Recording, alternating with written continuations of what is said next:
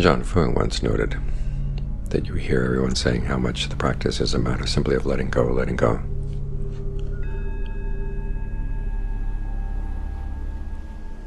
He said, but that's not the case. There's also developing.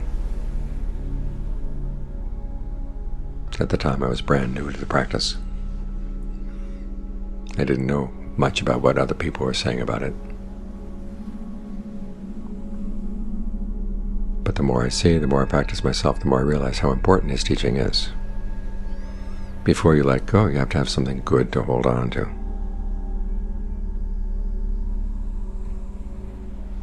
And that something good to hold on to is something you have to create.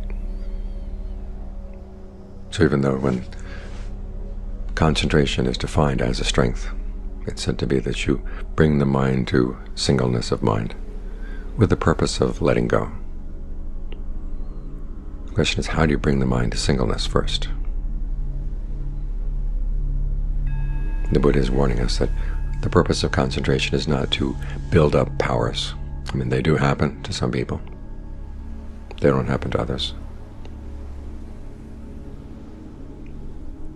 And if you make your purpose building up certain powers as you get the mind concentrated, if the mind is not already well settled, well established, in other words, it hasn't cleared out its home, cleared out the closets, gaining extra powers can be dangerous.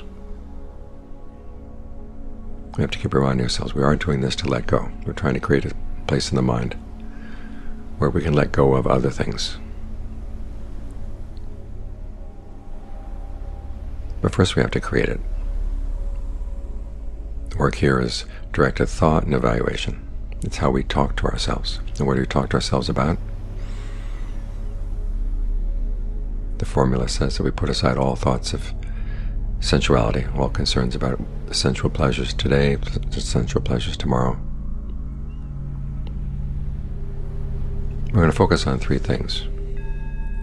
The themes of right concentration, are the frames of reference in establishing mindfulness. And the three big ones you're going to be focused on right away will be body, feelings, mind. The body, of course, is how you experience it right now. And how you experience it is going to come through the breath. So what you're evaluating is this a good breath to settle down with? If I keep on breathing in this way, is it going to be a good place to be? If you're not sure, you can experiment. Long breathing, short breathing, fast, slow, heavy, light. Whole body breathing. Whole body breathing is important. That's where you're headed.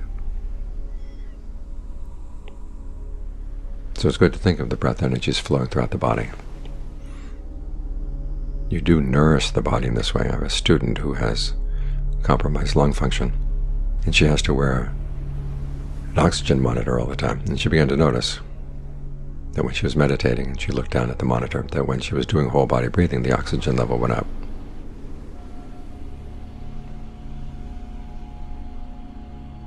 And when the body is well nourished like this, then the breath can be more still, more calm.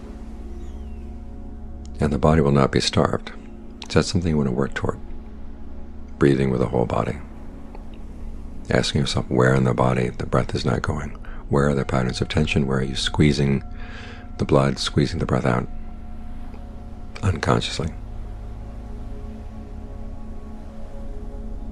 And what can you do to change that? And the second thing you focus on are feelings. We're trying to create a sense of ease and well-being, fullness with the breath.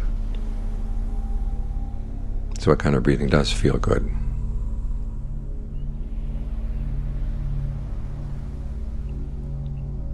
Focus where the breath feels most prominent.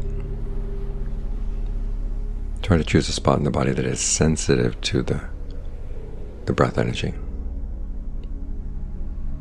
And ask yourself what kind of breathing would satisfy that spot.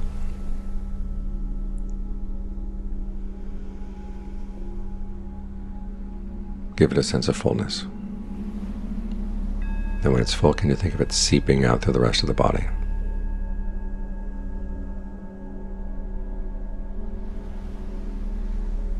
And finally, there's mind. Is your mind ready to settle down? Because sometimes the directed thought and evaluation have to drop the breath for the time being to deal with issues in the mind, especially if you're carrying something in that you, for some reason, can't let go. Stop for a moment, think about it. Now you really don't need to think about it. You don't need to carry it around. But you need time to put it aside and rest. Gain some strength. Whatever way you have of thinking about it, that helps you let it go. If it's an issue of lust, ask yourself, what would I gain by satisfying my lustful fantasies? What would I lose?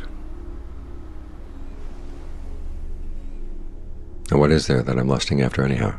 This is why the analysis of the body into its various parts is a very useful meditation to have at hand.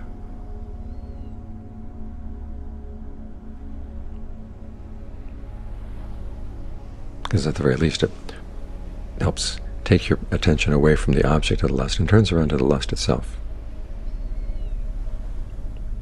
Because you'll find many times that the allure of lust is not so much in the object, it's in the narratives you build around it. So if you can put the object aside and focus on the narratives and see how they really are not worth it.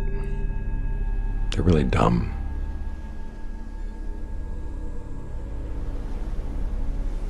When you can see that, then it's easier to put them aside. And then you get back to the breath. The same goes for anger that you're carrying around. Is it worth carrying around? Well, so-and-so did this and it really was bad. Well, does it really matter? And do you need to carry that around right now?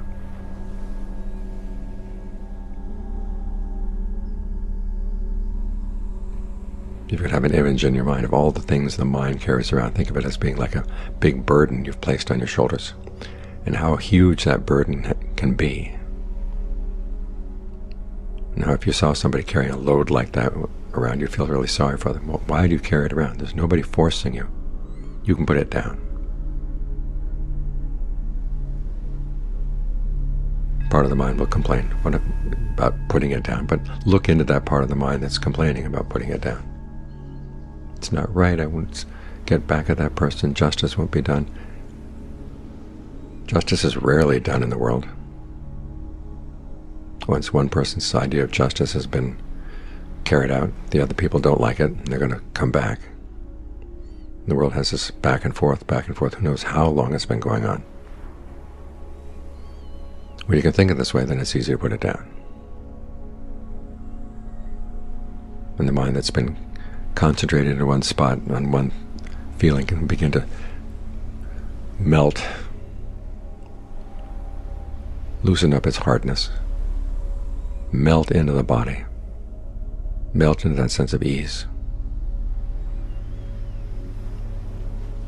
And then you can have all three things together: body, i.e. the breath, feelings, and mind, occupying all the same space, spread out through the body.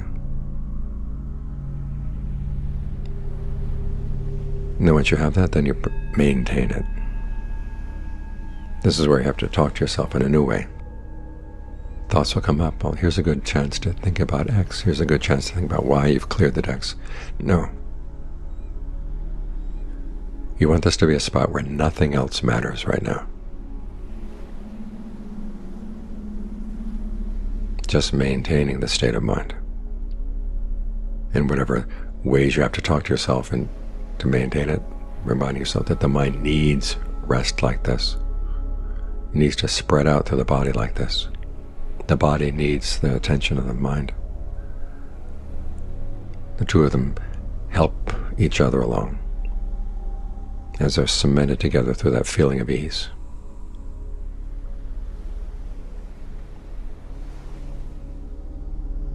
Keep talking to yourself like this until you don't need to talk to yourself anymore. The message has gotten through. At the moment, nothing else matters. There's just this. And a great sense of ease comes when you can put that chatter, even the chatter that leads to concentration, you put that chatter aside. And just be right here. And if any other thoughts come nibbling away, you just say, nope,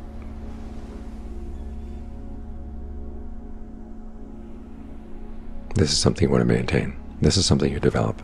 You hold on to this. This is what you do gain from the meditation. But the purpose of gaining this is so you can let everything else go.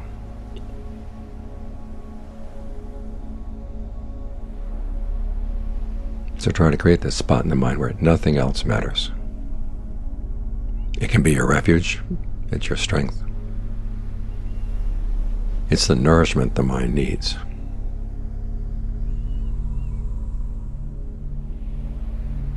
So it can let go of all the various ways in which it drives itself crazy.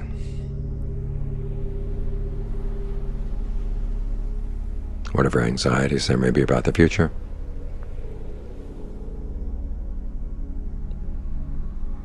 whatever sense of frustration there may be about the present,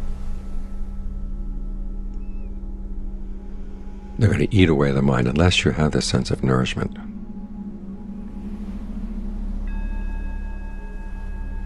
With this sense of nourishment, you can let go of a lot of things. You can put those burdens down.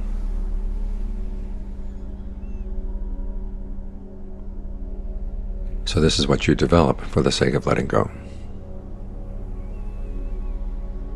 And the stronger the sense that nothing else matters right now, the more nourishment you'll be able to find. So that when you have to get out and deal with the world,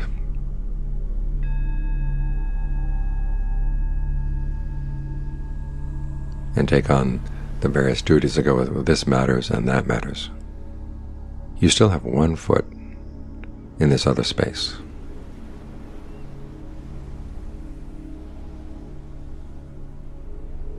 So that when other things do matter, you have the strength to deal with them properly. But you've also learned the skill of learning how to put them down. Let them go. So even though there are burdens that you sometimes have to carry in the world, you don't have to be bent over all the time.